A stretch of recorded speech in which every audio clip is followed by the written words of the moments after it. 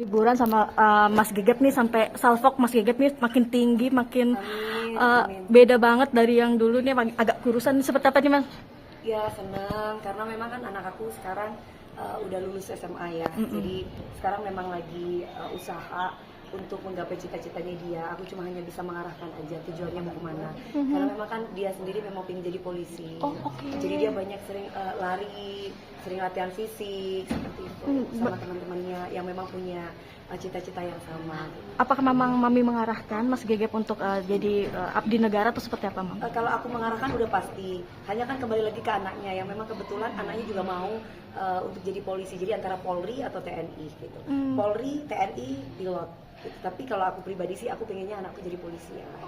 Mungkin ada Ya mungkin karena kakek aku, papi aku Papi, polisi. ya, Terus kalau misalkan kakeknya aku tentara, TNI. Jadi terserah lah maunya yang mana, intinya ke sana gitu biar dia punya apa ya, mohon maaf biasanya bukan berarti yang mempunyai pekerjaan yang berbeda itu tidak mempunyai tanggung jawab atau tidak mempunyai kedisiplinan ya. Tapi di sini aku melihat kalau misalkan dia jadi Polri, TNI itu salah satunya satu bisa bisa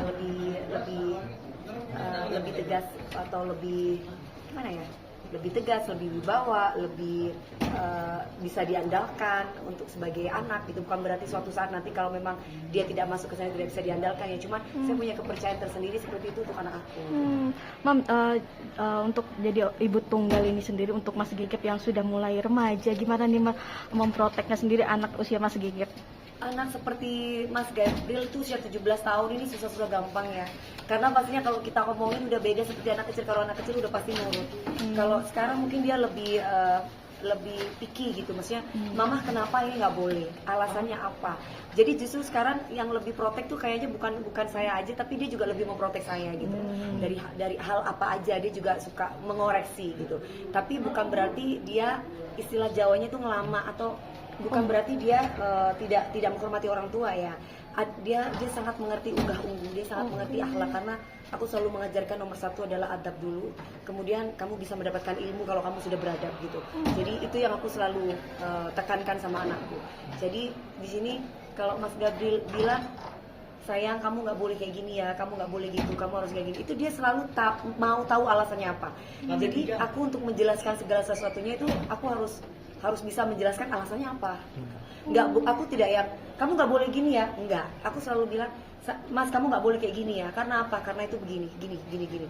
Oh gitu ya Mak, iya gitu. Contoh nih, kan kayak kemarin teman-temannya ada cewek, oh, gandengan. Dia pernah tanya, Ma aku boleh nggak sih Ma kalau aku deket sama cewek? Gitu. Itu hal yang normal sih ya, itu tidak masalah. Tapi cuman aku bilang sebagai teman it's okay sayang, tapi tidak untuk menjalin suatu hubungan seperti orang dewasa. Karena saat ini tujuan kamu itu apa, untuk cita-cita kamu itu yang kamu utamakan.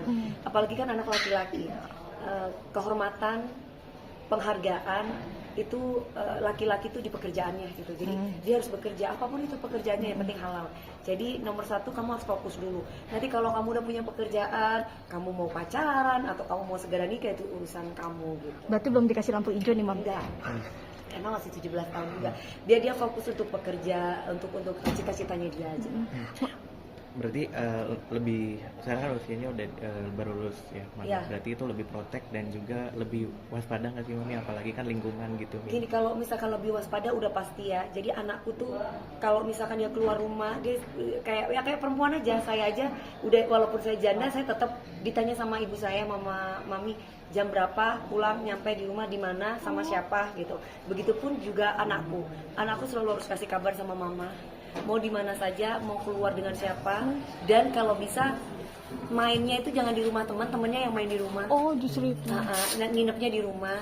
Jadi aku sudah sediakan makanan-makanan buat teman-temannya.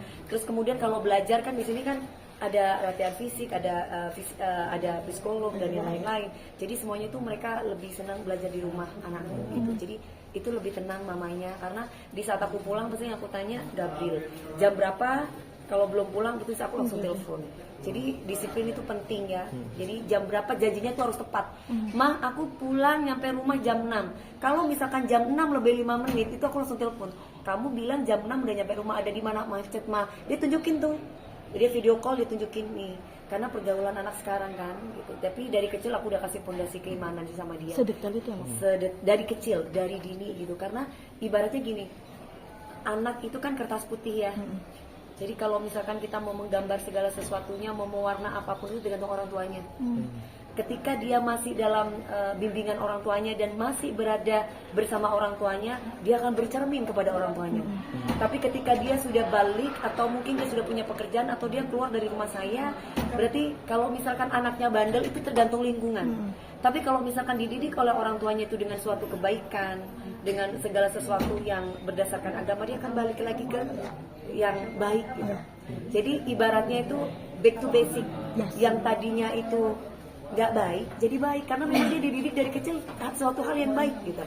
Nah itu yang aku terapkan ke anakku. Makanya nomor 1 adalah akidah akhlak, yang nomor 2 baru ilmu. Karena semakin dia rendah hati semakin banyak ilmu yang dia dapat. Itu yang harus aku tekankan sama anak. Mam, perjuangan menjadi orang tua tunggal di tengah mungkin banyak komen-komen dari netizen yang luar biasa mungkin menyudutkan, gimana nih Mam? Menyudutkan? Ya artinya kan dinilai mungkin ya negatif lah. Ya gimana Mam? Buat aku pribadi, mereka kan nggak kenal dengan saya. Mereka tidak tahu kehidupan saya 24 jam. Betul. Bahkan mereka bilang tobat, saya nggak tahu apa yang aku lakukan. Kadang-kadang aku tobat, emangnya aku ngapain? Mabok-mabokan nggak? Saya juga nggak pernah ngerokok. Saya juga nggak pernah ke tempat kelabing. Saya nggak pernah ngambil suami orang. Saya nggak pacaran sama laki orang. Saya maksudnya tobat dalam hal apa gitu. Nah kalau kayak begini kan memang tuntutan dalam pekerjaan saya. Saya harus nyanyi. Kalau misalkan kayak sekarang klien memang pingin saya nggak, Mbak DP nanti goyangnya biasa aja ya. Walaupun tadi dituntut untuk goyang, tapi saya tetap yang enggak, karena komitmen di awal kan memang saya tidak boleh bergoyang gitu. Jadi itu yang saya tekankan gitu. Walaupun mungkin mereka suasananya kepengen saya goyang, kepengen saya tetap jadi Dewi Persik, tapi kan tetap namanya seorang penyanyi, seorang artis yang dipercaya, apa kata klien kita harus bisa menempatkan diri di mana.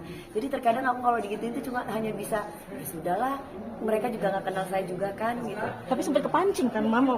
Kalau sempat kepancing tuh mas mungkin lebih tepatnya yang hanya menjelaskan aja. Mungkin cara menjelaskan aku itu mungkin lebih ke tegas. Jadi kesannya itu aku kayak lagi galak atau tantrum gitu. Tapi kan aku orangnya gitu kan gitu. Apalagi kalau misalkan dia menghubung-hubungkan dengan hal-hal yang kayaknya aku lagi kerja tapi kamu berantem sama ini dong, kamu berantem sama itu dong. Kan jadi kayak kita jadi kayak nggak nyaman gitu ya. Karena kan apa ya? Karena kan aku penyanyi ya. Satu aku penyanyi dan yang kedua aku lagi fokus untuk pekerjaan aku, tiba-tiba orang itu kayaknya nyenggol-nyenggol dengan suasana yang kayak gitu kan jadi nyaman. Kayak tadi disenggol-senggol juga sama Sono. Iya tadi yang di live TikTok tadi. Udah nggak tahu aku, nggak ada. Sempat marah-marah tadi Mami. Versus. Oh, itu kan bukan dia, orang lain. Udah Mbak, yuk capek. Satu dong foto. Oh ya, betul boleh.